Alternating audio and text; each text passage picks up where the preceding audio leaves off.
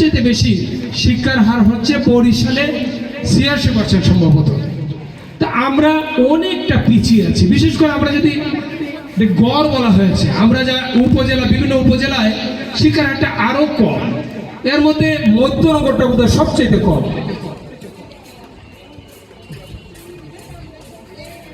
তো যাই হোক, আমাদের এই শিক্ষার হারটা আমাদেরকে বাড়াইতে হবে, এটা আমাদের জন্য মনে থাকে। বিশেষ করে আমাদের এই শিক্ষকবৃন্দ আছেন অনেক, আপনাদের হয়তো নতুন নতুন কিছু কারিকুলাম আসতেছে, আপনারা জানেন।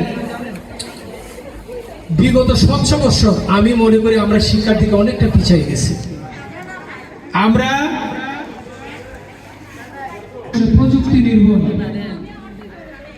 এই শিক্ষাটা, এই বিষয়গুলো যদি আমরা একটু উপলব্ধি করি, জানেন বিভিন্ন ক্ষেত্রে যে কিছুদিন আগে পাবনা ডিসি অফিসে একটা নিয়োগ হয়েছিল, এটা আমি বিভিন্ন মিটিংয়ে বলি, কিছুদিন আগে 18 জন MNSS নিবে।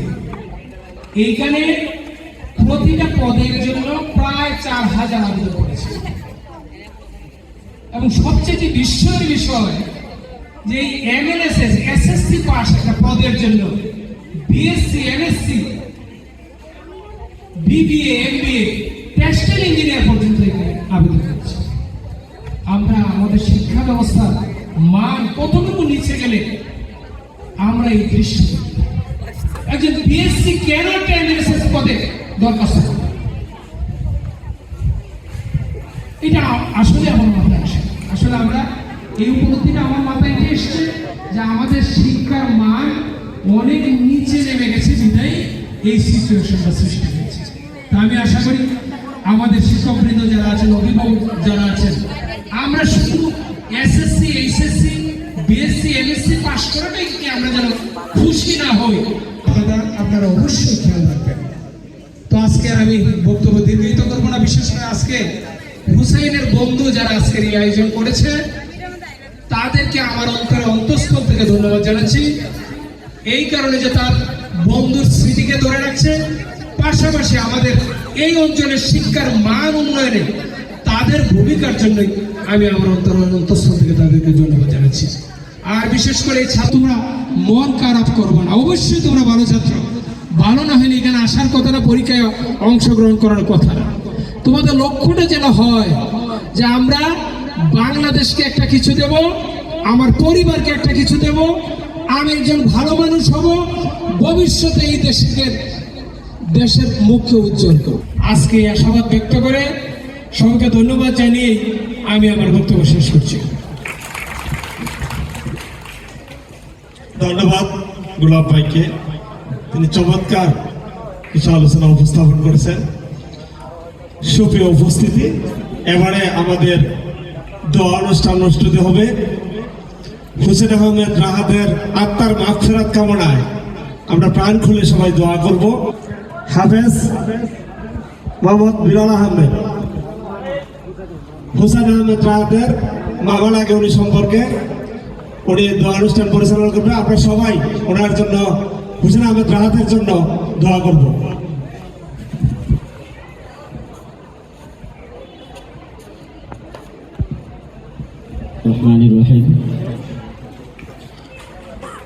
হুসাইন স্মৃতি মেধা শিক্ষা 2026 আজকের এই সমাবেশের শ্রদ্ধাভাজন সভাপতি সকলকে ধন্যবাদ জানাই। তো হুসাইনের কথা আপনারা অনেক কিছুই শুনেছেন।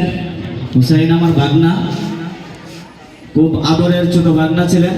মেধা দিয়ে অনেক কিছু সে অর্জন করেছে, যা আপনারা আমাদের নেতৃবৃন্দের কাছ থেকে শুনেছেন।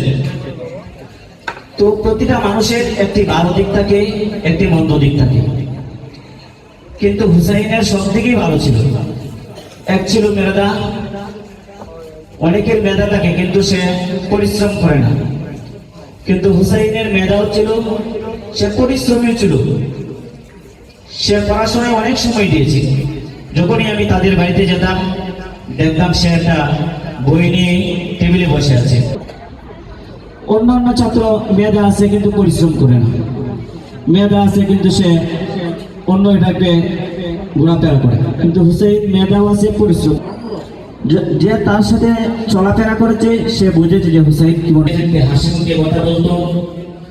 আমরা অনেক সময় দেখা যায় বাজারের এক প্রান্তে যে অপর প্রান্তে গেলে দেখা হলে আর কথা বলিনি, কিন্তু হুসাইন ছিল অন্যরকম। আমাকে বাজারের কারণে আজকে তার সহপাঠী এবং তার শিক্ষকবৃন্দ, একজন শিক্ষার্থীর সফলতা তো তখনই যখন তার শিক্ষকবৃন্দ তার প্রশংসা করে। সামনে সামনে তো অনেকেরই প্রশংসা করা যায়, কিন্তু আধা সকল ছাত্র প্রশংসা করা যায় না। একজন শিক্ষার্থীর এটাই সফলতা যে আমার শিক্ষক আমার জন্য প্রশংসা করেছে, আমার প্রশংসা করেছে, আমাকে নিয়ে আলোচনা করেছে। এজন্যই দিন শেষে হুসাইনের মাগফিরাত কামনা করি। নাফসিন যায়িকাতুল মউত, প্রতিটা মানুষের এই মৃত্যুর স্বাদ ভোগ করতে হবে, গ্রহণ করতে হবে। আমরা আজকে দুনিয়াতে আছি, আমাদেরও মৃত্যু হবে। এজন্যই তার হায়াত আল্লাহ তাআলা হয়তো এরকম খুব অল্প সময় দুনিয়াতে প্রেরণ করেছেন, সে অল্প সময়ে অনেক কিছু গ্রহণ করেছে, অনেক কিছু আমাদেরকে শিক্ষা দিয়েছে।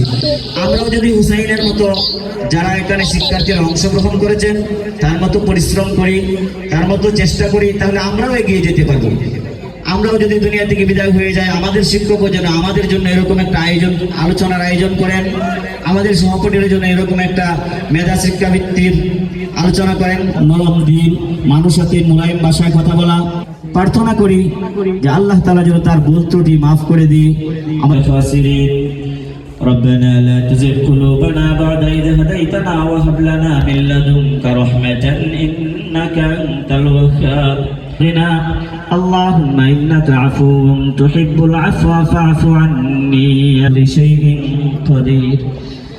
يا الله يا أرحم الراحمين فاغفر والدقار عالم يا الله يا الله হুসাইনের ইয়া আল্লাহ মেধা শিক্ষা উপলক্ষে একটি আয়োজনের সমাবেশ। ইয়া আল্লাহ ইয়া আরহামার রাহিমিন, ইয়া সবটুকুকে আপনি কবুল আর মঞ্জুর করেন। ইয়া আল্লাহ এই সমাবেশের সফলতা অর্জন করেন। ইয়া আল্লাহ ইয়া আরহামার রাহিমিন, বিশেষ করে হুসাইন দুনিয়া থেকে বিদায় হয়ে কবরের অবস্থা কিরকম, ইয়া আল্লাহ ইয়া আরহামার রাহিমিন তার কবরকে আপনি জান্নাতের বাগান বানিয়ে দিন। ইয়া আল্লাহ তার পক্ষ থেকে আমরা ক্ষমা চাচ্ছি, তাকে হয়েছে রব্বুল আলামিন আপনি রহমান আর গফফার নামের উসিলা থেকে মাফ করে দিন। এর মধ্যে যারা অংশগ্রহণ করেছে ইয়া আল্লাহ সকল শিক্ষার্থীকে আপনি সফলতা দান করুন। ইয়া আল্লাহ সকলের মনের ন্যাক আশাকে আপনি কবুল আর মঞ্জুর করুন। আর মা বাবা ভাই বোনদেরকে ধৈর্য ধারণ করার তৌফিক দেন।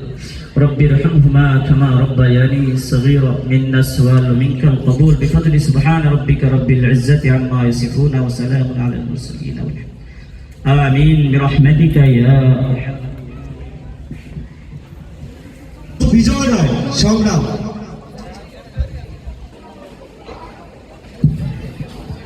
আমরা আশা রাখি আমাদের সামর্থ্য অনুযায়ী আগামীতে এই সংখ্যা আরো বৃদ্ধি পাবে। আমরা ধীরাজ উচ্চ বিদ্যালয় অভিনন্দন মুজাক্কির উদ্দিনকে, সে যদি অনুষ্ঠান স্থলে থেকে থাকো তাহলে মঞ্চে আসার জন্য আহ্বান জানাচ্ছি।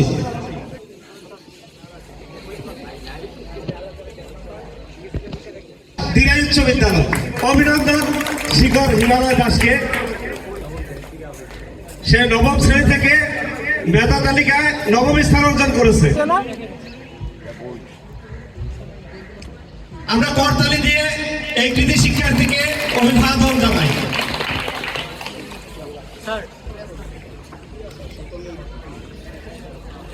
সপ্তম স্থান নবম শ্রেণী থেকে উত্তীর্ণ হয়েছে সুরাইয়া হোসেন আশা, গোবিন্দ চন্দ্র বালিকা উচ্চ বিদ্যালয়।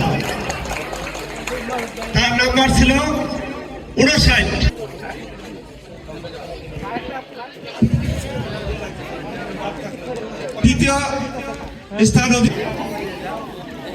দ্বিতীয় স্থান অর্জন করেছে এবারে প্রথম স্থান অয়ন রঞ্জন তালুকদার, ধীরাজ উচ্চ বিদ্যালয় বালিকা উচ্চ বিদ্যালয়। অভিনন্দন মাহফুজা তালুকদার শিবুকে। নবম স্থান অধিকার করেছে অঙ্কিতা দাস, বজেন্দ্রগঞ্জ রামচন্দ্র উচ্চ বিদ্যালয়। সব ঠিক আছে, সব মানে রামচন্দ্র উচ্চ বিদ্যালয়। অভিনন্দন অঙ্কিতা দাসকে তার এই কৃতিত্বের জন্য।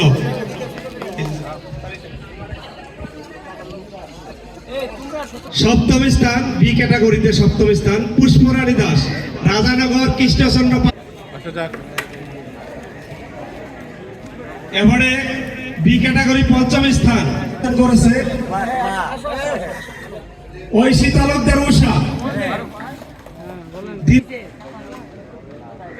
আমার সতশ্রী সমাজপতি সচিব, অভিনন্দন সচিবকে। এখন সময় বিকাল 4টা। এবারে দ্বিতীয় স্থান অধিকার করেছে দীপালী সরকার, গোবিন্দচন্দ্র বালিকা উচ্চ বিদ্যালয়। দীপালী সরকার, গোবিন্দচন্দ্র বালিকা উচ্চ বিদ্যালয়।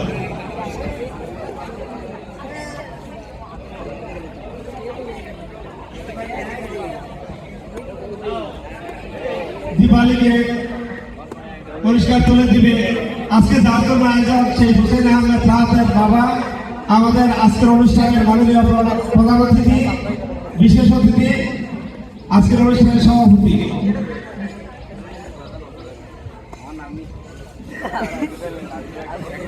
এবারে আমাদের সর্বশেষ বিজয়ী, আমাদের আজকে 10-10-20 জন মেধাবৃত্তির বি ক্যাটাগরিতে অর্থাৎ অষ্টম শ্রেণীতে যে প্রথম স্থান অধিকার করেছে অর্ঘচন্দ্র দাস, দিরাই উচ্চ বিদ্যালয়।